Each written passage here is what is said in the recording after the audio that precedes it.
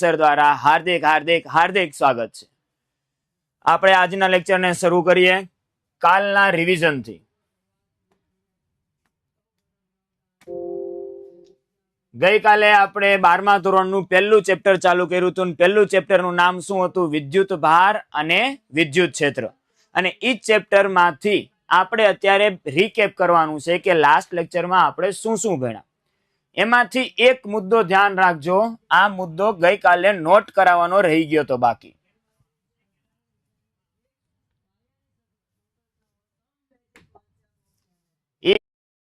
કયો મુદ્દો હતો? તો કે વિદ્યુત ભારની શોધ કોને કરી? વિદ્યુત ભારની શોધ મિલ્ટસ દ્વારા થયેલી છે। ઈ એક મુદ્દો યાદ રાખી લેજો। પછી આપણે આગળ વધીએ હજી તો કે વિદ્યુત ભારનો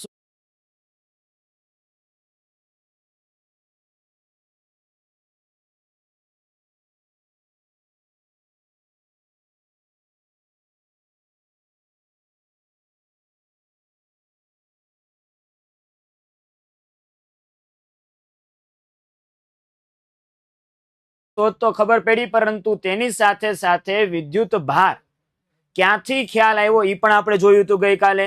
એમાંથી એક ઉદાહરણ જોયું હતું ઘર્ષણ દ્વારા થાય, બીજો ઉદાહરણ જોયું હતું કે ટ્રકના ઘર્ષણના કારણે પાછળ ચેન લાગેલી હોય કે જેના થકીથી ટ્રકની સપાટી ઉપર વિદ્યુત ભાર ન રહે, અને તેની સાથે સાથે એની સપાટી ઉપર વિદ્યુત ભારના લીધે સ્પાર્કિંગ ન થાય ને મોટામાં મોટી જાનહાનિથી બચી શકાય। એ બાબત વિશે આપણે ચર્ચા કરી હતી। પછી વિદ્યુત ભારની શોધ કઈ રીતે થઈ? તો કે મિલ્ટસ દ્વારા શોધ કરવામાં આવી છે। કોના દ્વારા શોધ કરવામાં આવી છે? તો કે મિલ્ટસ દ્વારા।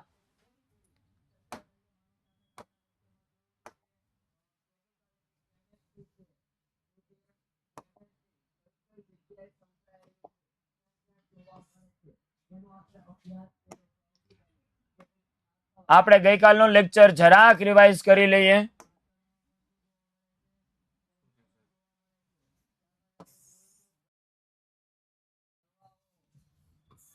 મિલ્ટસ દ્વારા, પરંતુ તેની સાથે સાથે ઘર્ષણ દ્વારા પણ આપણે વિદ્યુત ભારનું રચના કરી શકીએ।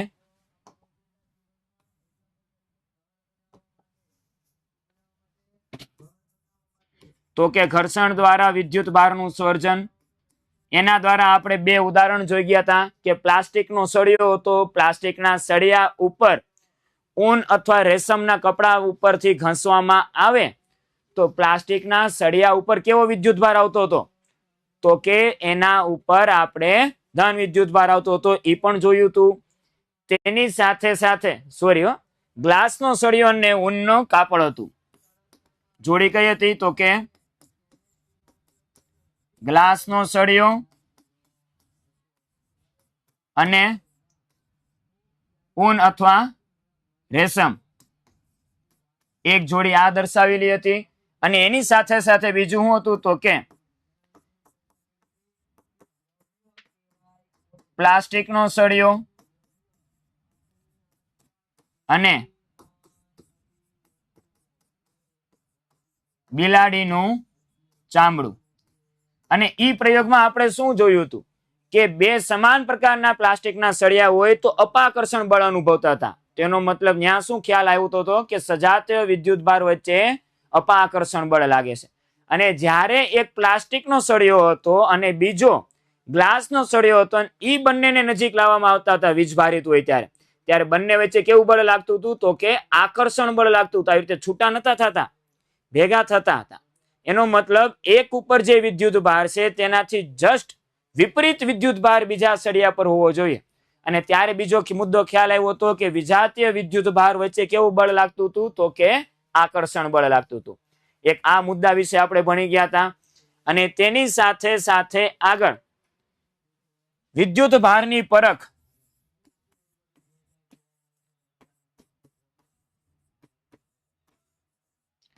તો કે વિદ્યુત ભારની પરખ કયા સાધન દ્વારા કરવામાં આવે? તો કે એના વિશે પણ આપણે ભણી ગયા હતા કે વિદ્યુત ભારની પરખ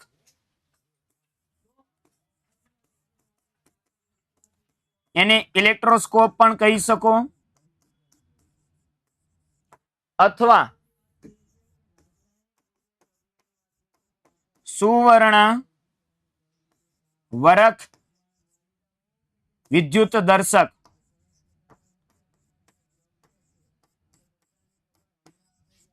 આવું પણ કહી શકાય. અને આ સાધન દ્વારા આપણે એવું જાણ્યું હતું કે કોઈ પણ સળિયા ઉપર વિદ્યુત ભાર હાજર છે કે નહીં એની જાણકારી મેળવી હતી. એનું એક્ઝામ્પલ કઈ રીતે લીધું હતું તો કે એક ઉપર ધાતુનો ગોળો હતો, ધાતુના ગોળા સાથે ધાતુને એક વચ્ચે સળિયો લગાડેલો હતો. બીજા કોઈ પણ સળિયા ઉપર વિદ્યુત ભાર છે કે નહીં તો એ વિદ્યુત ભારને ધાતુના ગોળાના સંપર્કમાં લાવ્યા તો વિદ્યુત ભાર હોય તો એ ધાતુના ગોળા પર જાય, ત્યાંથી સળિયા પર આવે ને સળિયા દ્વારા નીચે આવી રીતે સોનાનું વરખ લાગેલું હતું. આવી રીતે છૂટું આવી રીતે બેવડું વારેલું એ રીતે. અને સોનાનું વરખ એટલે હું સારામાં સારું ઉત્તમ પ્રકારનું ધાતુ કહેવાય. એટલે ધાતુમાં વિદ્યુત ભાર સમાન રીતે વિતરિત થઈ જાય. અને સમાન રીતે વિતરિત થઈ જાય તો એનો મતલબ કે આ બાજુના ભાગમાં પણ ધન વિદ્યુત ભાર હોય, આ બાજુના ભાગમાં ધન, અથવા બંને ભાગમાં સમાન વિદ્યુત ભાર હોય ને આવી રીતે રાખવામાં આવે તો આપણે થોડીક વાર પહેલા જ જોઈ ગયા કે સજાતીય વિદ્યુત ભાર વચ્ચે કેવું બળ લાગે તો કે અપાકર્ષણ. તો કે અપાકર્ષણ બળના કારણે શું થાય તો કે અપાકર્ષણ બળના કારણે આવી રીતે રહેલું વરખ આવી રીતે આમ છૂટું થતું છે. અને જેટલું આટલું છૂટું થાય એટલા પ્રમાણમાં એમ કહી શકાય કે એના પર વિદ્યુત ભાર વધારે છે. એ મુદ્દા વિશે આપણે જોઈ ગયા હતા અને એનાથી આગળ આજે આપણે ચર્ચા કરવાના છીએ. તો આગળ વધીએ આપણે.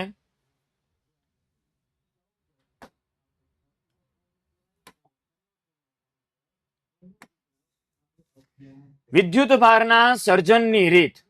તો કે વિદ્યુત ભારના સર્જનની રીત કઈ કઈ છે? હવે આમાં સર વિદ્યુત ભારના સર્જનની રીત તો આપણે જોઈ ગયા. એક તો શું હતું તો કે ઘર્ષણ દ્વારા વિદ્યુત ભાર હતું. શું હતું? ઘર્ષણ દ્વારા. હા વિદ્યાર્થી મિત્રો ટેન્શન ના લ્યો, આપણે સમ કરાવશું જ, દાખલા પણ કરાવશું, MCQ પણ સોલ્વ કરાવવામાં આવશે. આજનો ટોપિક જેવો પૂરો થશે એટલે કાલે વિદ્યુત ભારનું ક્વોન્ટમીકરણ ચાલશે અને વિદ્યુત ભારનું ક્વોન્ટમીકરણ પૂરો થશે એટલે અડધા જેવો લેક્ચર આપણે ગેરંટીની સાથે થોડાક MCQ 5 થી 10 MCQ લઈ આવીશ કે જેના થકીથી ખ્યાલ આવે કે આપણે જી ભણી ગયા એને કઈ રીતે ઉપયોગ કરવો. સમજાય તો જાય. રેડી? આગળ વધીએ. વિદ્યુત ભારના સર્જનની રીત કઈ કઈ છે તો કે વિદ્યુત ભારના સર્જનની રીત મુખ્ય 6 પ્રકારની રીત છે. હવે આવું તો અમે ભણી ગયા સ્કૂલમાં, પરંતુ આવું કઈ આવ્યું નથી. આપણે જોઈએ, મેં તમને પહેલા જ ખ્યાલ આપ્યો તો કે આપણે મુખ્ય આધાર ભલે ગુજરાત બોર્ડને સેન્ટરમાં રાખીએ, પરંતુ ગુજરાત બોર્ડને સેન્ટરમાં રાખતા રાખતા નજીકમાં કઈ પણ ફરવાનું સ્થળ આવશે ને તો લેતા જ જશું. નજીકમાં ફરવાનું સ્થળ, સર તમે તો આ ફિઝિક્સ ભણાવો છો, ફરવાનું સ્થળ કહેવાનો મતલબ એવો હતો કે આજુબાજુમાં જે નીટ ગુજકેટના પણ નાના નાના કોન્સેપ્ટ આવશે ને તો આપણે ત્યાં જઈને જરા આટો મારીને વહી આવશું. તો એમાં પણ આજે એક થોડોક નાનો આટો મારવાનો છે, વધારે મોટો આટો નથી મારવાનો. તો કે વિદ્યુત ભારના સર્જનની મુખ્ય 6 રીત છે. એમાંથી ઘર્ષણ દ્વારા વિદ્યુત ભાર. તો કે આપણે ગયા લેક્ચરની અંદર ઘર્ષણ દ્વારા વિદ્યુત ભાર જોઈ જ ગયા કે પ્લાસ્ટિકના સળિયા પર બિલાડીનું ચામડું ઘસ્યું હતું, ગ્લાસના સળિયા પર ઊનનું ચામડું ઘસ્યું હતું. અને તમે ઘરે પ્રયોગ કરો તો તમે એમાં જોયું હતું કે દાંતિયાને કાચકાને વાળમાં ઘસીને પણ એના પર વીજભાર લાવતા હતા. એ એક જોયું હતું. બીજું એમાં એક મુદ્દો ખ્યાલ રાખજો MCQ ના કારણે. ધારો કે ઘર્ષણના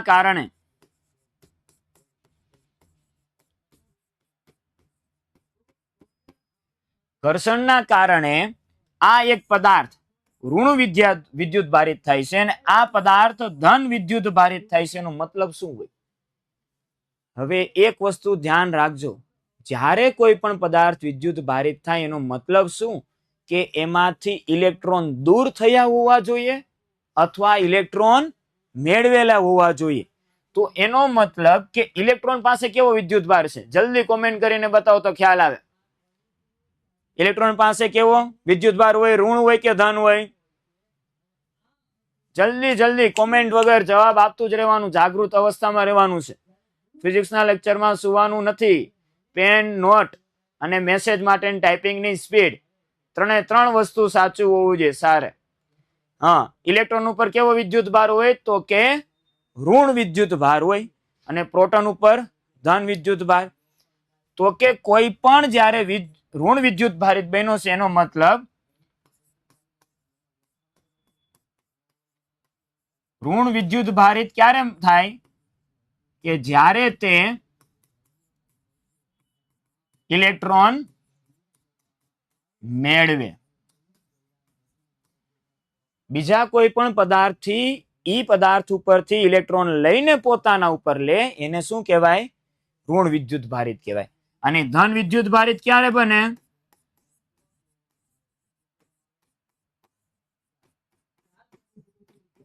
તો કે ધન વિદ્યુત ભારિત ત્યારે જ બને કે જ્યારે ઈ પદાર્થ પોતાની સપાટી ઉપર અથવા અંદર રહેલા ઇલેક્ટ્રોનને શું કરે?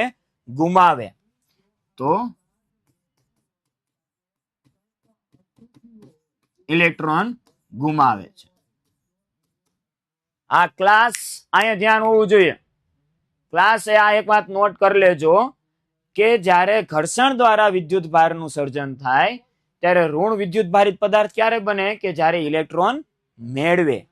ધન વિદ્યુત ભારિત ક્યારે થાય? જ્યારે ઇલેક્ટ્રોન ગુમાવે. તેની સાથે સાથે બીજો એક મુદ્દો નોટ કરી લેજો. આપણને ખબર છે કે ઇલેક્ટ્રોનનો વિદ્યુત ભાર ખૂબ જ ઓછો છે, 1.6 ગુણ્યા 10⁻⁻19 કુલમ. હું લખાવીશ આના પછીના લેક્ચરની અંદર વિદ્યુત ભારના ક્વોન્ટમીકરણની અંદર.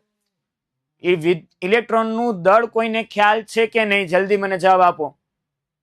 તમારી પાસે ગણીને 15 સેકન્ડ છે. હવે એમને કહેતા સર તમારી પાસે ઘડિયાળ તો નથી. 15 સેકન્ડ છે. 15 સેકન્ડમાં મારે જવાબ જોઈએ કે ઇલેક્ટ્રોનનું દળ કેટલું છે. જલ્દી. ટાઈપિંગ સ્પીડ વધારો. ઓલરેડી તમારી પાસે તો છે જ ટાઈપિંગ સ્પીડ. કેટલું આવે અંદાજિત? કોઈ પણ મારા જેવો હોશિયાર વિદ્યાર્થી 9.1 9.1 ગુણ્યા 10⁻31 કેજી ઇલેક્ટ્રોનનું દળ.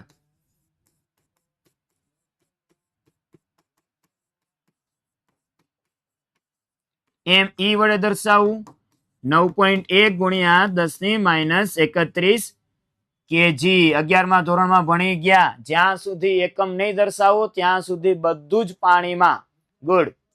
10⁻31 વિદ્યાર્થી મિત્રો આવશે જેને જેને કદાચ 31 લેખાણ ટાઈપિંગમાં મિસ્ટેક થઈ ગઈ હોય તો કાંઈ વાંધો નહીં. ચાલો, તો ઇલેક્ટ્રોન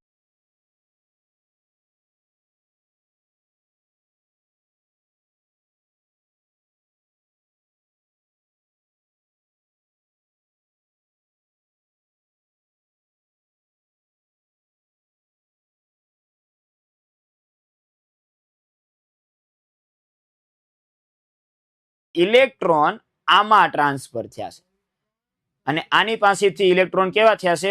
ઓછા. એનો મતલબ કે જે ધન વિદ્યુત ભારિત બન્યું હોય છે એનું દળ પણ કેવું થશે? ઘટશે.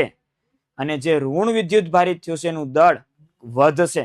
ભલે દળ ઓછું હોવાના લીધે આંશિક જ વધારો થાય પરંતુ વધારો ઘટાડો તો થશે. તો ઋણ વિદ્યુત ભારિત પદાર્થ હોય ઇલેક્ટ્રોન મેળવે, અને ઇલેક્ટ્રોન મેળવે તો ત્યાં એવું કહી શકાય કે એ દળમાં વધારો થાય છે.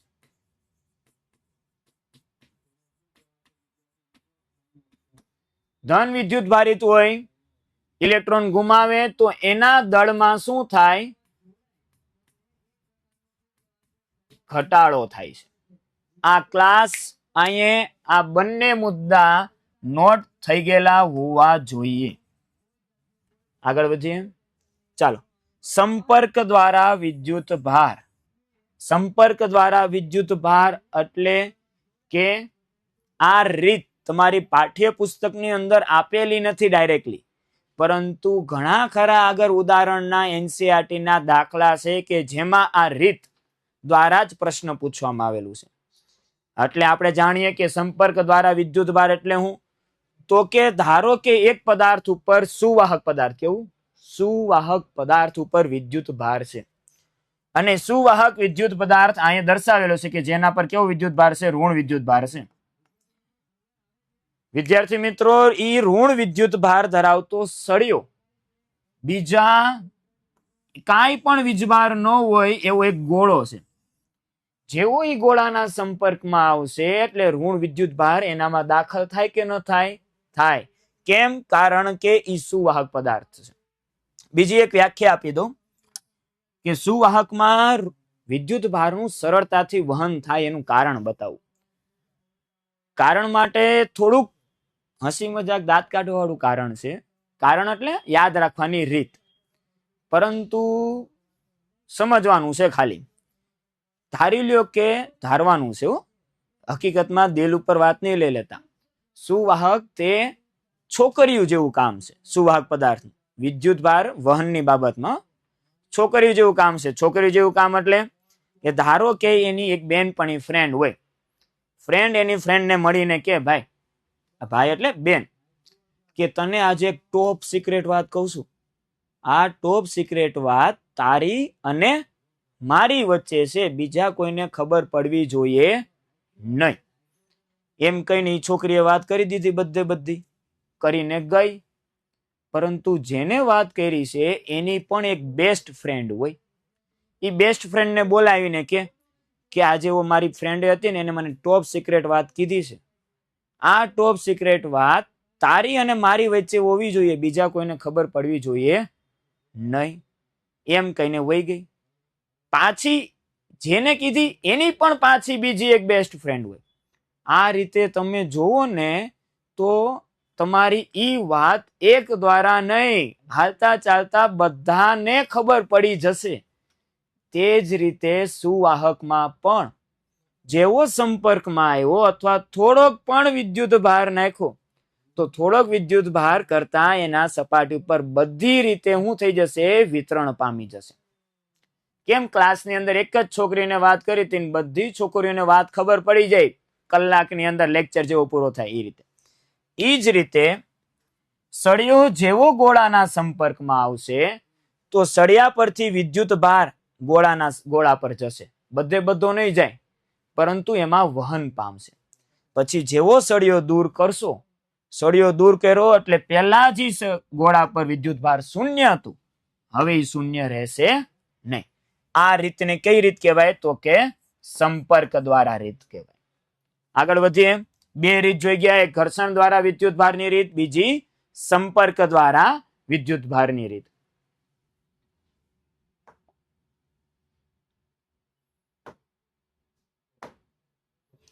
ત્રીજી પ્રેરણ દ્વારા વિદ્યુત ભારની રીત.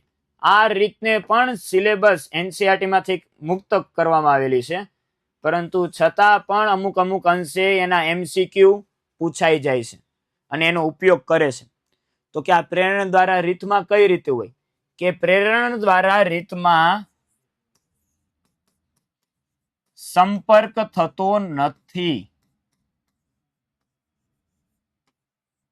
હવે સંપર્ક થતો નથી તો આમાં થાય શું?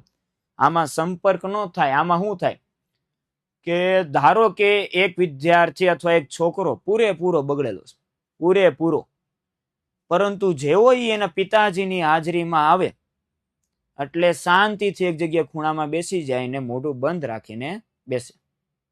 કારણ શું? કારણ કે એની પિતાજીની અસર હેઠળ એનામાં પરિવર્તન થયું. એ જ રીતે અહીંયા એક ગોળો છે કે જે ગોળા પર પ્રારંભમાં કોઈ પણ પ્રકારનો વિદ્યુત ભાર નથી, પરંતુ જેવો ત્યાં બાજુમાં હું વિદ્યુત ભારિત સળિયો લઈ આવીશ તો વિદ્યુત ભારિત સળિયો આવવાના લીધે શું થશે? તો કે એની અંદર મુક્ત ઇલેક્ટ્રોન છે. આના પર જો ઋણ વિદ્યુત ભાર હોય તો ઋણ વિદ્યુત ભાર કેવું બળ લાગે? તો કે અપાકર્ષણ બળ લાગે. હવે અપાકર્ષણ બળ લાગવાના કારણે આ બાજુના ભાગમાંથી ઋણ વિદ્યુત ભાર કેવો થઈ જશે? તો કે દૂર થઈ જશે.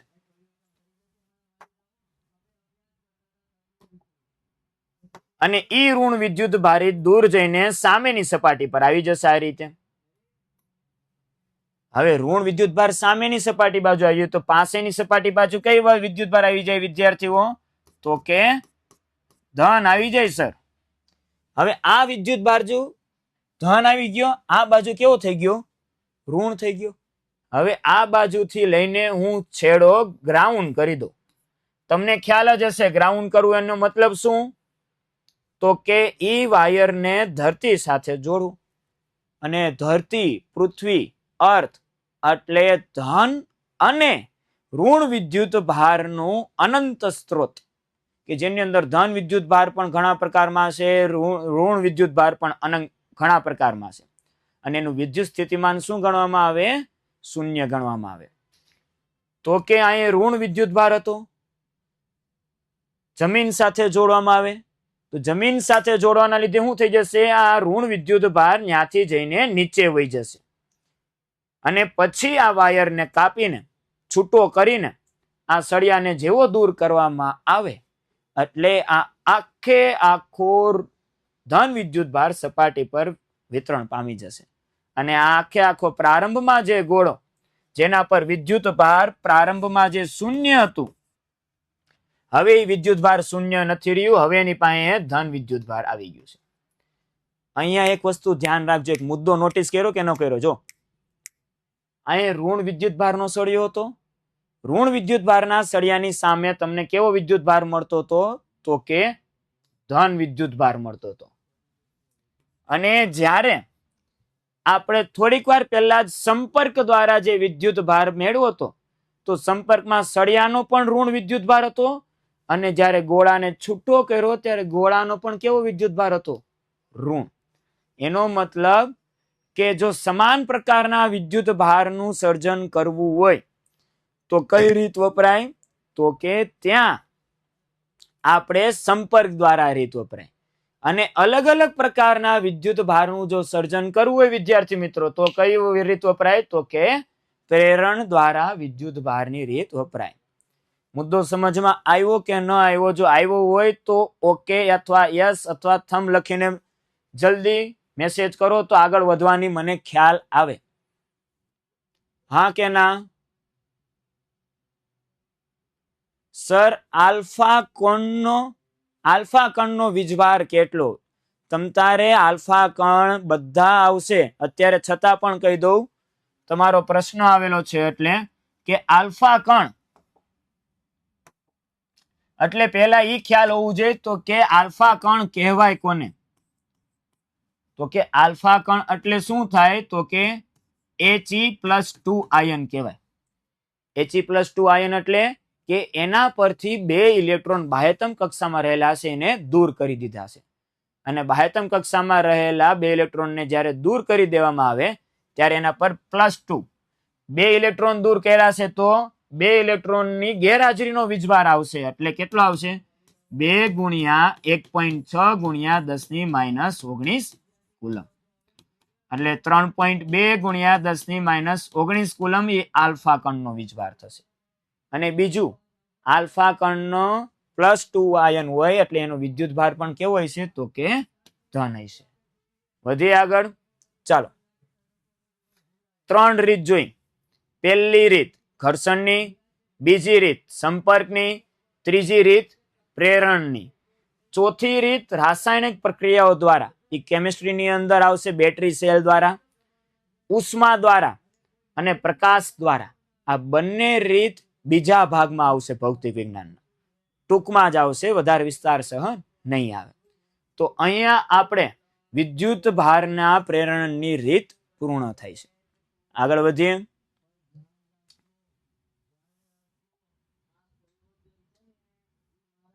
વાહકો અને અવાહકો. સર વાહકો તો એટલે અમને ખ્યાલ છે અને અવાહકો પણ ખ્યાલ છે. તો વાહકો કોને કહેવાય? જલ્દી. સર સ્ક્રીન બ્લેક રાખો, આંખોમાં પ્રોબ્લેમ થાય છે. વાત સાચી છે.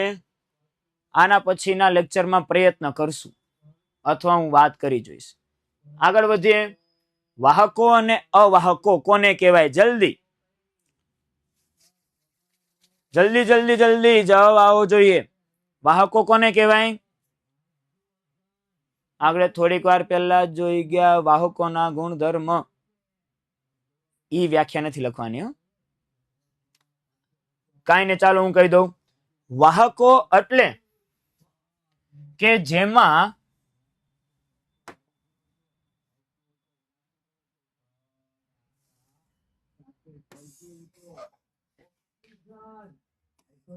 વાહકોમાં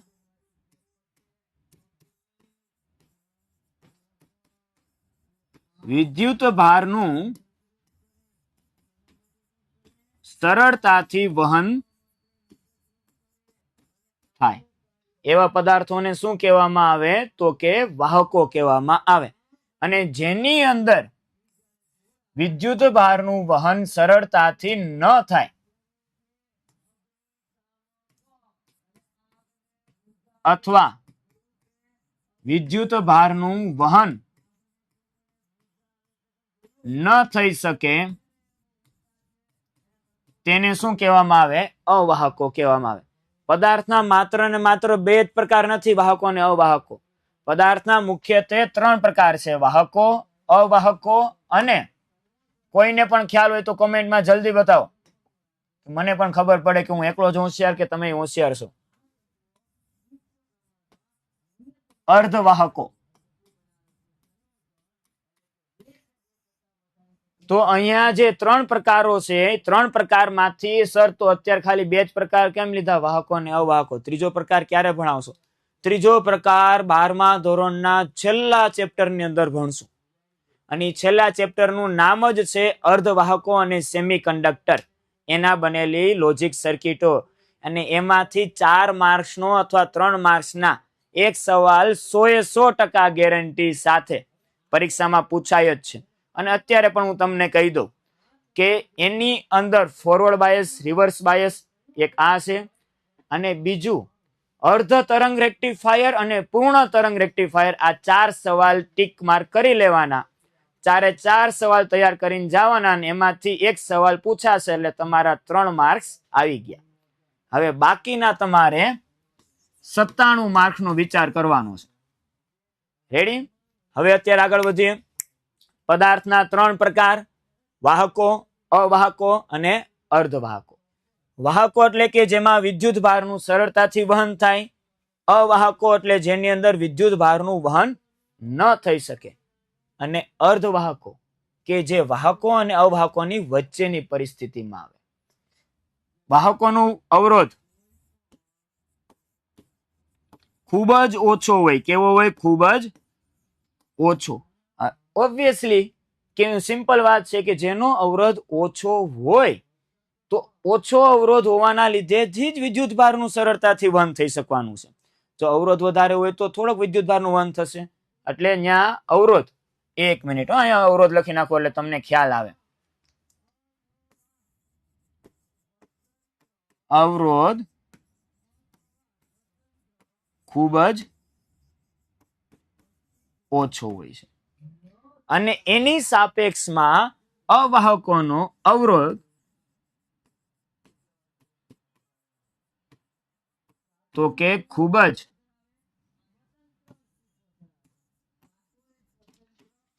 વધારે હોય છે ત્રીજું કે ચાલો સર વાહકો અવાહકો અર્ધવાહકો ખ્યાલ આવી ગયો અર્ધવાહકો વિશે પછી આપણે ચર્ચા કરશું પરંતુ એના ઉદાહરણો ક્યાં ક્યાં તો કે વાહકોના ઉદાહરણ બધી પ્રકારની ધાતુ આવે આપણે બધું નથી લખવું કોપર એલ્યુમિનિયમ સિલ્વર ગોલ્ડ માનવ શરીર આ બધા શેના પ્રકાર છે તો કે વાહકોના પ્રકાર છે અને સર જો માનવ શરીર વાહકના પ્રકાર છે કે નહીં એ જો તમારે અનુભવ કરવો હોય તો ક્યાંય પણ ચાલુ સ્વિચે છેડા ન અડવા પરંતુ બીજો એક મુદ્દો આપું ઘરે પ્રયોગ કરાય એમાંથી તમને કાંઈ વાંધો નહીં આવે એની ગેરંટી સેફટી સાથે પંખાની અંદર એક કેપેસિટર હોય કેપેસિટર જો ખ્યાલ હોય તો સફેદ કલરનું આવડું નળાકાર ભાગનું કેપેસિટર હોય એ નળાકાર ભાગના કેપેસિટરને કોઈ પણ બેટરી દ્વારા જરાક ચાર્જ કરવાનું અને એ ચાર્જ કરીને જીભના જો અલગ અલગ છેડે અડાડશો તો તમને જીભની અંદર માઇનર તિખારો અથવા તણખો કરંટ જેવો અનુભવ થશે એનું ન જોવું હોય તો આંગળી લેવાની એના 2 અલગ અલગ ભાગે રાખશો એમાં કેટલો ઝટકો આવે માઇનર 1 વોલ્ટ અથવા 2 વોલ્ટ જેટલો પણ ઝટકો નહીં આવે પરંતુ એવો તમને અહેસાસ થશે કે આની અંદર પણ વિદ્યુત ભાર વહન થાય છે અથવા વિદ્યુત પ્રવાહ વહન થાય છે. એટલે આજે કોઈ ટ્રાય નહીં કરતા હો, નકર પછી તમારી ગાફલાઈટના લીધે પણ બીજું કારણ થઈ શકે. એટલે કોઈ પણની હાજરી હોય તો વાત સર રેડી છે. કોપર, એલ્યુમિનિયમ, સિલ્વર, ગોલ્ડ, માનવ શરીર, ઇટીસી. અને એ જ રીતે અવાહકોના પ્રકાર તો કે લાકડું, રબર, આવા ઘણા પ્રકાર છે, પોલિથીન. એ બધાનો સમાવેશ કેની અંદર થાય તો કે અવાહકોની અંદર થાય. આ મુદ્દામાંથી પરીક્ષામાં પૂછાવાના પ્રશ્નની સંભાવના કાંઈ જ નહીં. NTG nothing. કાંઈ જ પૂછાવાની સંભાવના આ ટોપિકમાંથી ચેપ્ટર 1 માંથી કાંઈ જ નહીં પૂછાઈ શકે. પરંતુ આગળ જે પૂછી ગયા, ભણી ગયા, વિદ્યુત પ્રેરણની રીત, ઘર્ષણની રીત, અને ત્રીજી આપણે કઈ ભણી ગયા, સંપર્કની રીત. આમાંથી MCQ આવશે, બીજું કાંઈ પણ નહીં આવી શકે. આગળ વધીએ.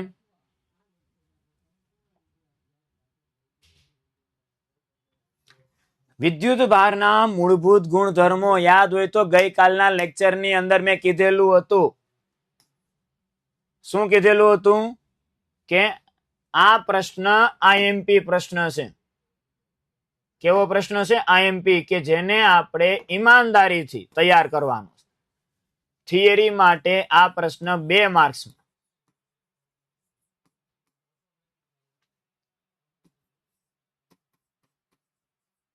IMP પ્રશ્ન થઈ જાય છે. હવે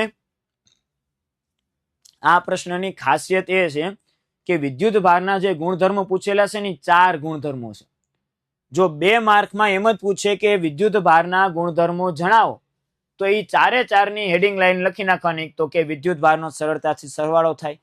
એક ઉદાહરણ આપી દેવાનું. વિદ્યુત ભાર અદિશ રાશિ છે કે જેની દિશા હોતી નથી, માત્ર ને માત્ર શું હોય તો કે મૂલ્ય હોય. બીજો મુદ્દો પૂરો. વિદ્યુત ભારનું સંરક્ષણ થાય, તો કે સંરક્ષણ કઈ રીતે થાય, એક ઉદાહરણ આપી દેવાનું. અને ચોથું અગત્યનું, વિદ્યુત ભારનું ક્વોન્ટમીકરણ, ઈ બતાવી દેવાનું. એની નોંધ લખી નાખવાની, એનું સૂત્ર લખી નાખવાનું. કામ પૂરું. 2 માર્ક્સ મળી ગયા બેઠે બેઠા. પરંતુ ઘણી વાર આની અંદર એમ પણ પૂછી લેવામાં આવે કે વિદ્યુત ભારનું ક્વોન્ટમીકરણ સમજાવો. તો આ આગળના 3 મુદ્દા તમારે લખવાના નથી. ક્વોન્ટમીકરણ એટલે ક્યાં છે? જો બતાવી દઉં તમને.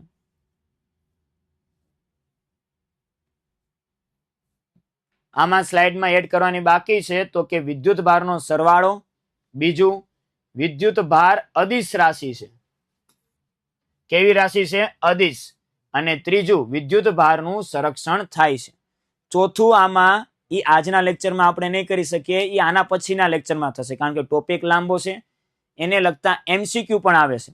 એટલે કાલે ઈ ટોપિકને વિદ્યુત ભારનું ક્વોન્ટમીકરણ સાથે MCQ માં જોશું. તો એની અંદર માત્ર ને માત્ર 2 માર્કમાં પૂછે તો એને ડિટેલમાં લખવું પડે. અને જો 2 માર્કની અંદર વિદ્યુત ભારનું મૂળભૂત ગુણધર્મ પૂછે તો બધાને સૂક્ષ્મ લખીને મેળવી લેવાનું. આગળ વધીએ આપણે. સરવાળો થાય. સરવાળો તો કઈ રીતે થાય? તો કે ધારી લ્યો કે આ એક પદાર્થ છે. એ પદાર્થ ઉપર મારે કુલ વિદ્યુત ભાર જોઈશે, અને એની અંદર 3 વિદ્યુત ભારો છે.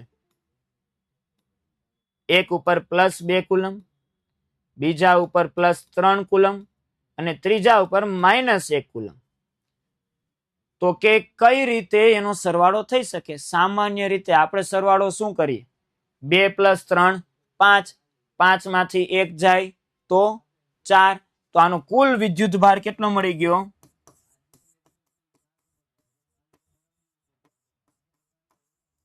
તો કે કુલ વિદ્યુત ભાર તમારા 2 કુલમ +3 કુલમ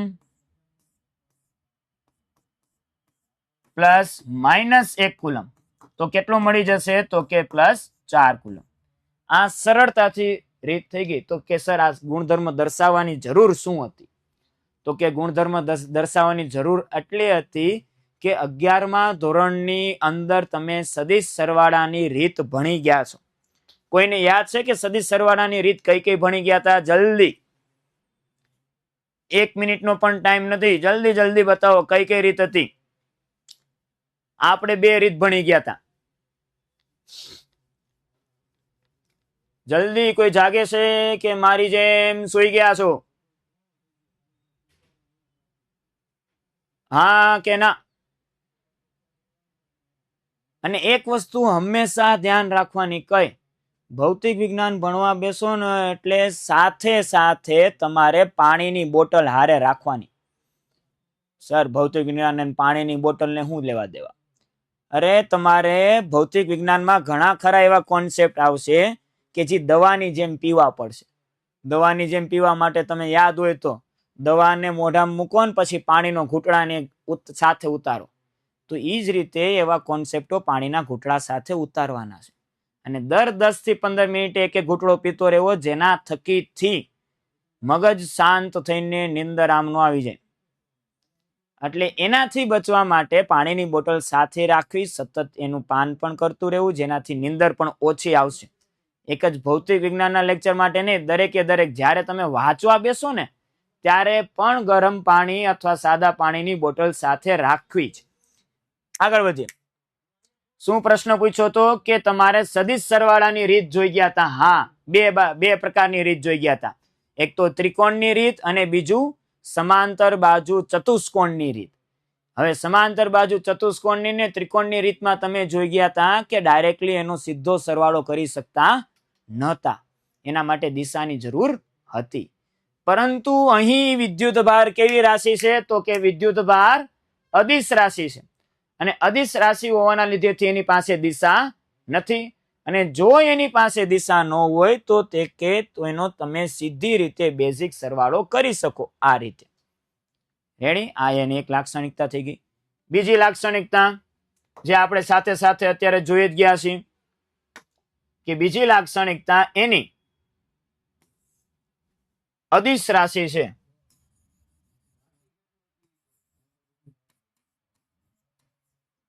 તો કે વિદ્યુત ભાર કેવી રાશિ છે? અદિશ, કે જેમાં માત્ર ને માત્ર મૂલ્ય હોય, દિશા ન હોય. અને ત્રીજું તો કે વિદ્યુત ભારનું સંરક્ષણ થાય છે. આમાંથી એક MCQ પણ પૂછાવાની સંભાવના છે, હું તમને બતાવીશ. લેક્ચર પૂરો થશે એની સાથે સાથે એક MCQ પણ આનો કહી દઈશ અને એ પણ સાથે બતાવી દઈશ. તો કે વિદ્યુત ભારનું સંરક્ષણ થાય છે. સર સંરક્ષણના નિયમ તો સાંભળેલા છે. સંરક્ષણ એટલે શું? કે જેનું સર્જન અથવા વિનાશ, વિસર્જન શક્ય નથી. એનો મતલબ કે કોઈ પણ બંધ ગાળો હોય અથવા બંધ સિસ્ટમ હોય, ક્લોઝ સિસ્ટમ તમે કયો, આઇસોલેટેડ સિસ્ટમ કયો. કોરોનાના સમયમાં તમે બધા આઇસોલેટ રહ્યા હતા, યાદ હોય તો. અને આઇસોલેટમાં શું કરતા? રૂમ આપી દે, રૂમની અંદર જ રહેવાનું, રૂમની બહાર તમારે પણ નહીં જવાનું, બહારથી અંદર રૂમમાં કોઈને આવવાનું પણ નહીં. તો એવી જ રીતે કોઈ પણ એક ક્લોઝ સિસ્ટમ, આઇસોલેટેડ સિસ્ટમ છે, બંધ છે. અને એની અંદર તમે ધારી લ્યો કે 3 વિદ્યુત ભારો છે, +2 કુલમ, -1 કુલમ, +3 કુલમ. આવી રીતે 3 અલગ અલગ વિદ્યુત ભારો એમાં છે. અને આવી રીતે જો 3 અલગ અલગ વિદ્યુત ભારો હોય તો કુલ વિદ્યુત ભાર કેટલો થાય? તો કે સર +4 કુલંબ થાય. તો કે સર આમાં સંરક્ષણ ન સમજાય. હવે આ +4 કુલમ છે એ બંધ સિસ્ટમમાં, એમાં વધારો પણ નહીં થાય અને એમાં ઘટાડો પણ થશે નહીં. પરંતુ હા, એ વિદ્યુત ભારોનું વિતરણ અલગ અલગ થઈ શકે. જેમ કે ક્લાસની અંદર હું ક્લાસમાં હોઉં અને અંદાજે સમજી લ્યો ને કે 30 થી 40 વિદ્યાર્થીઓ બેઠા છે અને ક્લાસને બહારથી દરવાજાને આગળિયો મારીને હું બહાર એક મીટિંગ એટેન્ડ કરવા જાઉં છું પ્રિન્સિપાલ સાથે. અને ક્લાસમાં બધાને કહી દીધેલું હોય કે કોઈ પણ વિદ્યાર્થીને બહાર નીકળવાનું નથી. હવે જ્યારે હું બહાર ગયો હોઉં ત્યારે બધાની પરિસ્થિતિ, બેસવાની જગ્યા અલગ અલગ હોય. પરંતુ જેવો હું બહાર વહી જઈશ તો જે સ્થાને વિદ્યાર્થીઓ હતા તેને તે સ્થાને રહેશે? તો કે ના સર, 2-3 દોસ્તારોનું ગ્રુપ પાછળ વહી જશે, 2-3 મિત્રોનું ગ્રુપ આ સાઈડમાં આવી જશે, 2-3 બેનપણીનું ગ્રુપ વચ્ચે બેસશે. એની વાત પૂરી થઈ જાય તો પાછા ગ્રુપ છૂટા પડી જાય. આની વાત સાથે પૂરી થઈ ગઈ તો ઓની સાથે વાત કરવી જાય. એવી રીતે એનું વિતરણ અલગ અલગ સમયે અલગ અલગ હોઈ શકે. પરંતુ હું જ્યારે દરવાજો પાછો ખોલીશ તો જેટલા વિદ્યાર્થી અંદર હતા તેટલા જ અંદર ને અંદર રહેશે. તો એ જ રીતે આવું બની શકે કે આની પરિસ્થિતિમાં અહીંયા +1 કુલમ, -1 કુલમ અને અહીંયા +4 કુલમ આવી જાય. તો કે જો સ્થાને બદલાઈ ગયા અને અલગ અલગ જગ્યાએ અલગ અલગ વિદ્યુત ભાર થઈ ગયા, છતાં પણ તમારો કુલ વિદ્યુત ભાર કેવો મળ્યો? તો કે +4 કુલમ. તો કે આને શું કહેવાય? વિદ્યુત ભારનું સંરક્ષણ. અને આ જ વિદ્યુત ભારના સંરક્ષણની એક કુદરતી પ્રક્રિયા યાદ રાખવા જેવી. વિદ્યુત ભારના સંરક્ષણની